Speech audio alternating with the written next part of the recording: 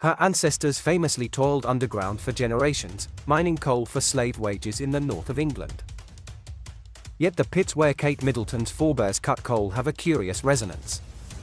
For they were owned by the Bowes-Lyons, family of the late Queen Mother. Stranger still, the Mail's royal section can reveal that some of Kate's distant relatives had originally owned the mines where less fortunate branches of her family would later work. And that the Princess of Wales is actually related to the Queen Mother and her descendants, including William, of course.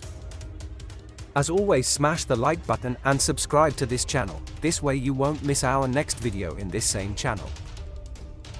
The story begins with a 17th century landowner called Sir William Blakiston, who owned the magnificent Gibside estate, once painted by Turner, in Northumberland's Derwent Valley.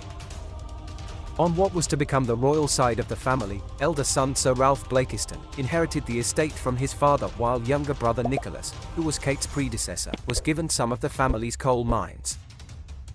Yet within only a handful of generations, their fortunes had diverged. One of Sir Ralph's descendants would be the richest woman in Britain, while one of Nicholas's heirs ended up in the workhouse. It was a twist of fate ensuring that, several generations later, Kate's mother Carol Middleton grew up a very long way from being aristocratic, let alone royal.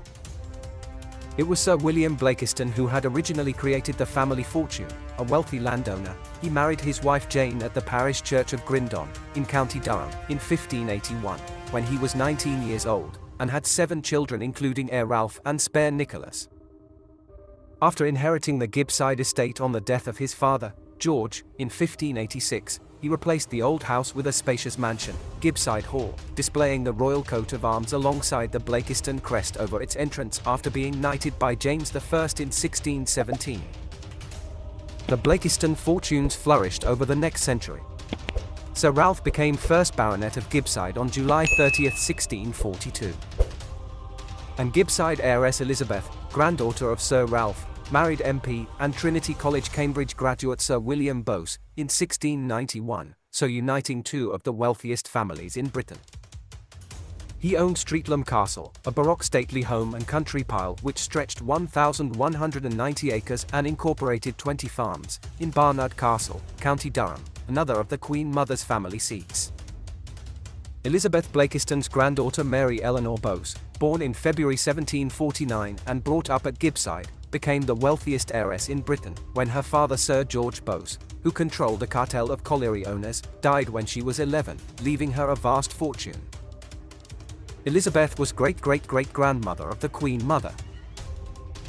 On her 18th birthday, she married John Lyon, 9th Earl of Strathmore, who owned Glamis Castle, the childhood home of the Queen Mother and birthplace of Princess Margaret. To protect her inheritance, her father's will stipulated that her husband should assume her surname, but his son, and heir the 11th Earl of Strathmore, chose to style himself Thomas Bowes-Lyon, and the name stuck.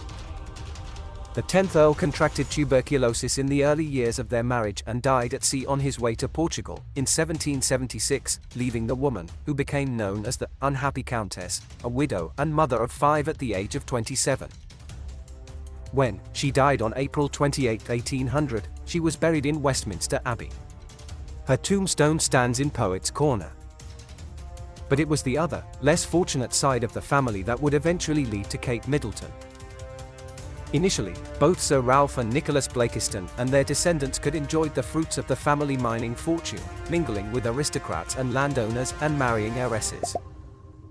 When Nicholas's great-granddaughter Jane Blakiston wed Baronet Sir Ralph Cunius at Durham Cathedral on June 11, 1719, it was she who was seen as elevating their position and grandeur.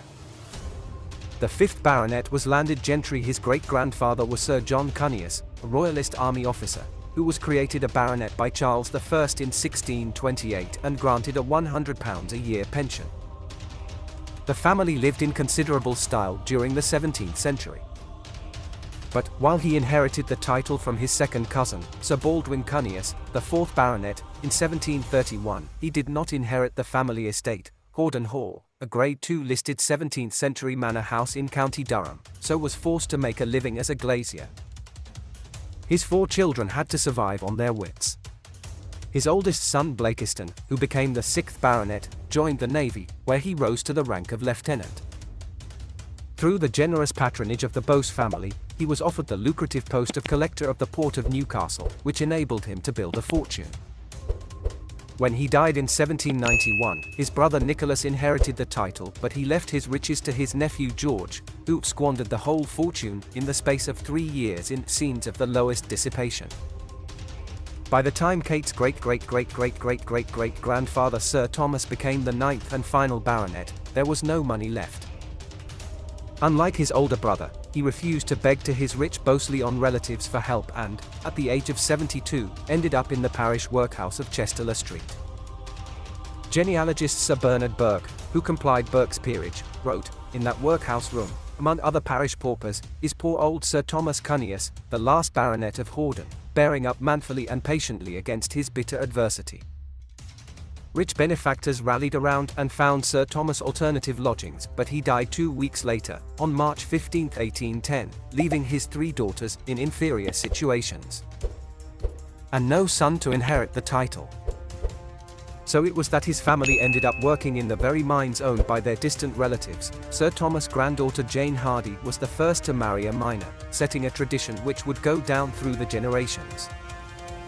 As always, smash the like button and subscribe to this channel, this way you won't miss our next video in this same channel. She married Pitman James Liddell, who was Kate's great-great-great-great-great-grandfather, and their son Anthony followed in his footsteps, working in the Gibside mines near Gibside Hall. But, when Anthony's daughter Jane, Kate's great-great-grandmother, married miner John Harrison, in 1860, they migrated to the pit village of Hetton-le-Hole, in County Durham. It was here in a simple pebble-dash bungalow that Kate's great-great-grandfather John, a deputy at Lyon's colliery, set down roots, marrying wife Jane and having 9 children, including Kate's great-grandfather Thomas, who was born in 1904. Gibside may only have been 16 miles down the road in distance, but it was a world away for the Harrisons. Little did they know that a century later, their descendant would be living in Kensington Palace. On the death of the last baronet, Burke wrote, "A time may yet come, perchance, when a descendant of one of these simple artisans may arise, not unworthy of the Cunius' ancient renown. And it will be a gratifying discovery to some future genealogist, when he succeeds in tracing in the quarterings of such a descendant the unsullied bearing of Cunius of Durham." Remember to subscribe to this channel and turn on the notification bell, this way you will be notified when next we drop a report video in this same channel.